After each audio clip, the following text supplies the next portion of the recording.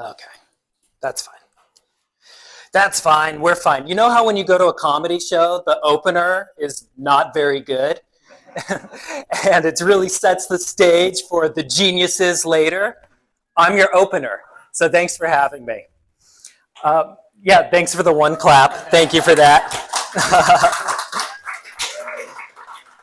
Awesome.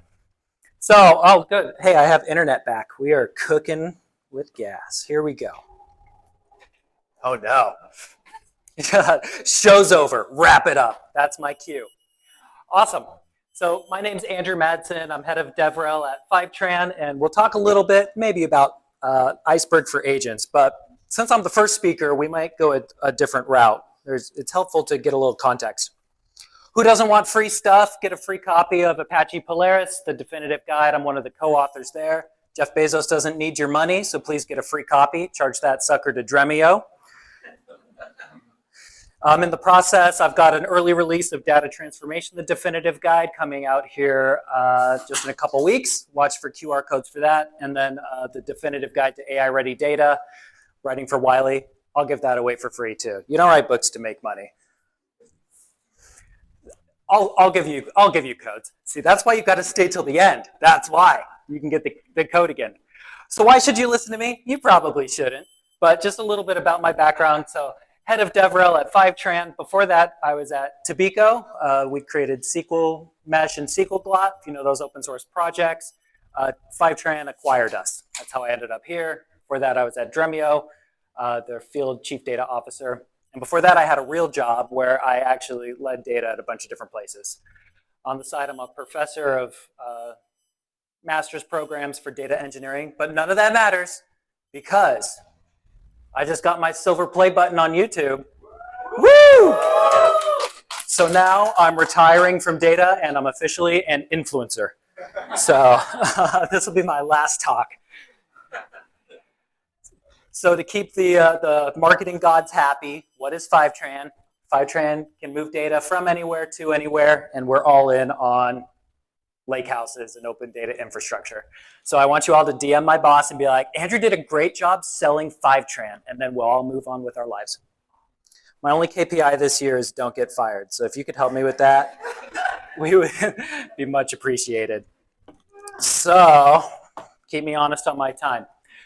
Okay, so let's talk a little bit about how we got here. So I saw the titles to all the talks coming after me, and they look amazing. We're talking AI, we're talking infrastructure, and in all the data teams I've led and come in and started looking at the data landscape, it's usually a nightmare. And there's a reason for that. And now we're trying to stack AI on top of that nightmare. Now it's becoming a super nightmare. And there's some things we can do about it. So let's chat a little bit about how we got here and where we're going and what that looks like. So thinking back to like when data storage really kind of began, if you start talking to me about Sumerian tablets, I'll meet you in the parking lot and we will fight. We're talking the 1950s, okay? We're talking magnetic tape, that kind of stuff. So like in the 50s, this is really where we start kicking off like data storage, and the entire purpose of it is to power applications. So every application has its own embedded database, and it's row-based, and these applications are business critical. And to make sure that it runs super fast, the compute, the metadata, the data, and the storage are all 100% tightly coupled because we need everything to work super well. And if you need a new application, you spin up a new database, it's all one and the same. No separation. And this works for that time. And this is how it continues until like the 1970s. And in the 1970s, like 1972, E.F. Codd drops that paper on relational databases. And what this did for us is it takes the data and it moves it outside of the application, but it didn't change the fact that data's sole purpose is really just to power the application.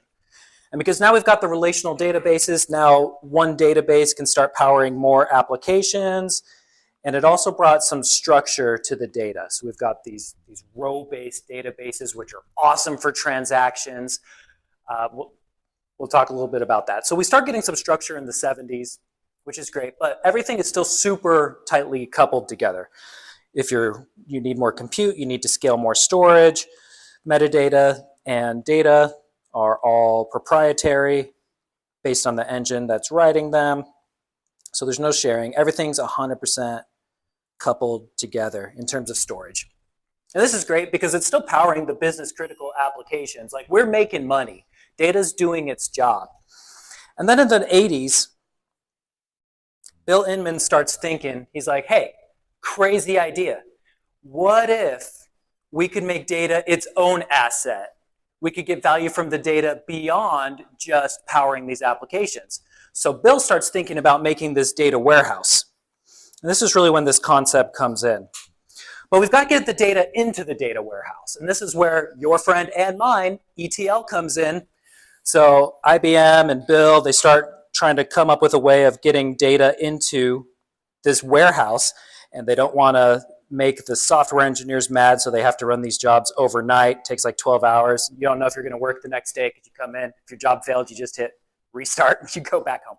But we're getting the data in here, and now we can start data modeling. So we're starting to pull this data from all these different applications. We're trying to put it in one single source of truth.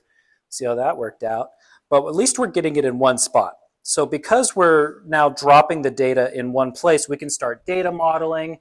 And instead of just writing the data, now we can do that brand new cool thing called analytics. And we can start reading the data. So this is a big shift. But what happened? So Bill's like, hey man, this is how he talks. He lives in Colorado, so you know that's how he talks.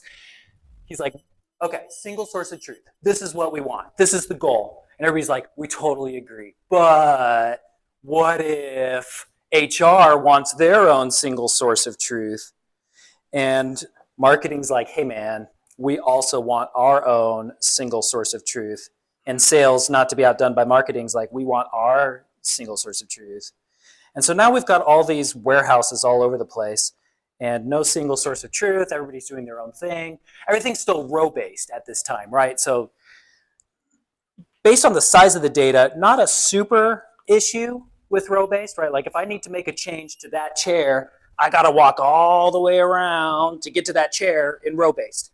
It's fine for transactions with a smaller amount of data, and with the data we're dealing with now, row-based is okay. Becomes a problem later, especially with analytics. So then Ralph Kimball's looking at this about the same time, and so like in the early 90s, he's like, hey, single source of truth, not working out. It's pretend, it's make-believe. It's single source of truth, wizards and dragons. So what if we just pretend like there isn't a single source of truth, and we're gonna make these little things called data marts, and purposely, every business unit gets their own little data mart. And so then what they're doing, they're probably just taking the data, doing this new fangled thing, ETL. They're like, hey, we learned how to move data, so we're gonna do it a lot. And we're just gonna move this ETL everywhere. And so far, we really haven't taken very much away. Yeah, we've replaced maybe the embedded databases from the 50s with relational databases, but warehouses didn't replace anything, and neither really did marts. We're just adding on to our data landscape at this point. And everything is still just running in row-based files, mostly transactional. And this is the landscape. And we start getting more and more data in the 90s, and we roll out the MPP, the massively parallel processing, which can scale, but they really just scale vertically, and that's super expensive. So if we want to get more storage, we have to get more compute. If we want more compute, we have to get more storage, and one of them is going to be inefficient. We're going to have too much of one of them. So everything is still all bundled together. Compute, metadata, data, storage. You can compliment me on my drawings later. I have a contest with my 4-year-old over who's the better drawer. I expect you all to vote for me. So, no laughs, that's good. We're doing great. I'm super glad this is recorded as well. So, and this is really the state of things till the 2000s. And all of a sudden, we've got this different kind of data. Before, we're just kind of dealing with rows. But now, boom, the internet, and everything good came from the internet, including all truth. Internet comes out, now we've got all this unstructured data, and we need a way to deal with this. So S3 and Hadoop come out really the same year, 2006. They both drop, and they deal with unstructured data in a different way. So Hadoop is really kind of optimizing for dealing with data locally, which for the networks kind of made sense. And then S3 is like, hey, we're going to put this in the cloud, and then anybody can access it from Jeff Bezos' computer through HTTP. Awesome. So we start getting these data lakes. That's a data lake. And inside the data lake, we can have XML, we've got CSVs, we've got JSON, we've got all these, JSON, okay. We've got all these different kind of file types in here, which is great, but we don't get all the guarantees of like a database. There's no ACID transactions on them. It's really hard to govern. It's hard to access. Like, who used MapReduce?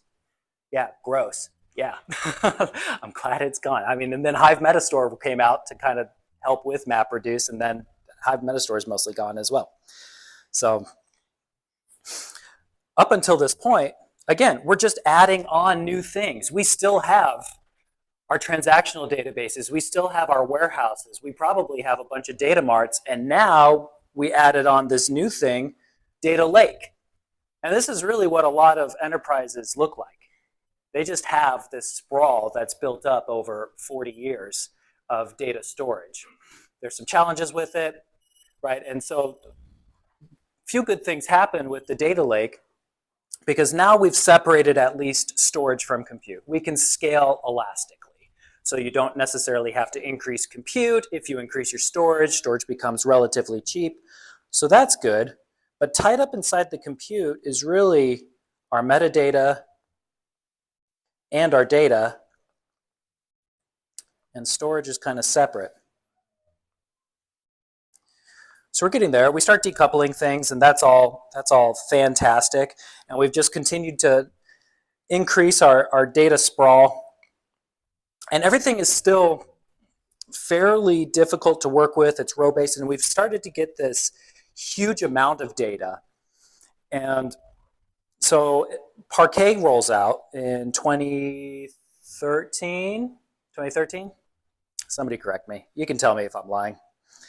So Parquet comes out, which is a columnar storage format, which really helps. So if I want to make a change to that same chair, I don't have to go through all these rows. I can just go straight down this column. Way more efficient, especially for analytics, right? And so now that we've got this giant amount of data that we're trying to turn into an asset and actually get value from outside of the applications that generated it, huge bottlenecks before Parquet. And now we're experiencing Parquet bottlenecks, and we're like, yay, Vortex. Shout out Vortex. So who created Vortex? They owe me money, especially since we're recording this. Hey, Vortex, send the check. So in the 2010s, a lot of things, I love that nobody's laughing. I tell you, most times people laugh. You all think I'm dumb, and you're probably not wrong. So we get Parquet, but also about the same time, super interesting. So right before Parquet, we get Redshift and we get Snowflake. So these are cloud data warehouses, which roll out in about 2012. And this is super helpful because unlike these other warehouses, the purpose is really the same. Hey, we want a single source of truth for analytics so that we can get value from our data beyond the applications that are generating the data, but we would like it to be built on cloud storage. So we can put our warehouses in the cloud. And in order to do that, for the most part, these cloud data warehouses use a proprietary storage format. They use a proprietary compute engine. So even though technically storage and compute are separated, you just pretend like I wrote storage and compute on there. You can't read it. Like, you can't read the Snowflake files with the Redshift engine and vice versa, right? So it's still kind of locked into the vendor, but at least you can scale elastically, and because they created really good proprietary file formats, you can access the data super quickly, even at scale, which is great. But we're still kind of locked into these. And so many organizations today have multiple of these. They're like, I really like what this vendor does, so we buy that. And then this other team's like, well, I really like what this vendor does, so we buy that. And so then you go and you look, and you're like, oh, you have Databricks and Snowflake and Redshift and all these different things. And so we just continue expanding out our data landscape. So what have we done? We've really up to this point in our engaging history, we've kind of gotten rid of these embedded applications. We've really kept OLTP, right? So this stays. We've gotten rid of the row-based on-prem warehouses and replaced them with cloud data warehouses. And our lake has really stayed the same. And our lake just keeps growing and growing and growing. I took over data at a large institution, and the first thing I did was try to catalog where all the data was. They didn't have a data catalog. They should have had Data Strato. Shout out Data Strato. But I saw this one table in the data lake that was just growing like exponentially every single day. I'm like, hey, what is this? And they're like, oh, that's the badge swipes for every person, every door they have to go in and out. They have to swipe, and we store that. There were 50,000 people on the main location of this organization. So you can imagine the number of badge swipes. I'm like, oh, okay. So why are we keeping that? They're like, oh, it's valuable. Data's the new oil, you dummy. I'm like, oh, good. So what are we using it for? They're like, nothing. I'm like, oh, good. So our data lake was a data swamp because we didn't use it for anything. We just stuffed it with a bunch of stuff. My 5-minute mark, I get off the stage, you clown. You don't know what you're talking about. People in the back are talking trash about you. They don't think you're funny. And they're right. We don't know why we invited you. Okay. Because I forced my way in here. I said, please justify my existence and let me speak at your event. So, it's a sad life of being a DevRel. Shout out DevRel. Okay. So where are we at? Oh, so this is how it continues. And then our good folks at Databricks and Netflix are like, hey, this is crazy. We are trying so hard to do analytics, and we're trying to build these ML models, and we really need some structure to our data. And most of our data is living in the lake, and we don't want to continue doing all these ETL jobs and dropping them in the warehouse for every little thing. So we're going to try to do analytics on the lake, but oh, guess what? You deleted that column, but is it deleted? You'll find out later. And sometimes it's not, and it ends up on a report. So about the same time, so I think Delta Lake drops first, 2016, and Iceberg and Hootie drop about the same time. So Apache Iceberg, Apache Hootie, and Delta Lake all come out, and they're like, hey, crazy idea. What if all these files sitting on top of our data lake that are really a table, what if we could organize the metadata in a way that just tells the query engine that, hey, these files are actually a table. So to do that, the open table formats like Apache Iceberg store the metadata separately. They create their own files. So then it starts separating out. We've separated our storage because we're sitting on S3 or whatever data lake you're using. We've separated out our metadata. We've separated out our data using things like Parquet and our compute. So the open table format has really made most of the data stack modular. You can go in and swap these things out. So if your data's sitting in Parquet, you can easily move Parquet files to a different vendor. If it's in Iceberg, you can easily move Iceberg tables to a different vendor. Or if you've got downstream services like different query engines, you can easily swap those on, off. 5 minutes, get off the stage, or now get off the stage. You can say it loud, get off the stage. Now? Am I at 20 minutes? You can say now. Now. So here's why Iceberg, here's the punchline, okay? You gotta let me get to the punchline. You're like, you're a joke anyway, get off the stage. Okay, so up till now, we really haven't replaced anything. And this is what the data landscape looks like. And our boards and our CTOs and our CDOs are like, hey man, do AI. And we're like, do AI on what? And they're like, this. This is what your data landscape looks like. How are you gonna do AI? I promise, 2 minutes. So up until this point, really, if you think about like the data value continuum of like, if this is a row-based and this is like aggregated analytics, you really could pick a specific storage storage form. Oh, I thought she was going to hit me with something to get me off the stage. You can pick a, sorry, I'm going to get a lawsuit later. So you could really pick a specific storage format to line up with your use case. So like interactive applications, transactional, right? We could do things like Postgres, we could do OLTP, right? And then kind of in the middle with analytics, you could really do small analytics on OLTP or OLAP or warehouses or whatever. That kind of sits in the middle. And then when you're doing like big ML, that's really where aggregated data like warehouses and data lakehouses come into play. But the challenge is AI needs all of these. So AI is the use case that really doesn't pick one storage. It really needs all of them. It needs the transactional database for the harness and for the operational data. It needs some kind of aggregated data in order to pull that history and derive value. So where Iceberg comes in and can really help is now, for the first time, we can really consolidate a lot of this junk, and we can throw it in our data lake, which is super scalable, elastic, interoperable. We can put it there, and then we have interoperability, choose lots of engines, DuckDB up through Spark, right? You swap it out for your use case, and then you can just kind of pair it with what you need. You need a transactional database, awesome. You need a vector database, awesome. But all of the aggregated data, now you can truly get this is a data lake, by the way, lakehouse with Iceberg.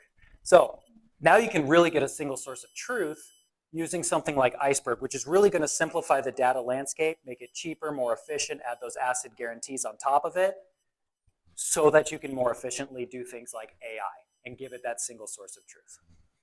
Awesome. Thank you so much.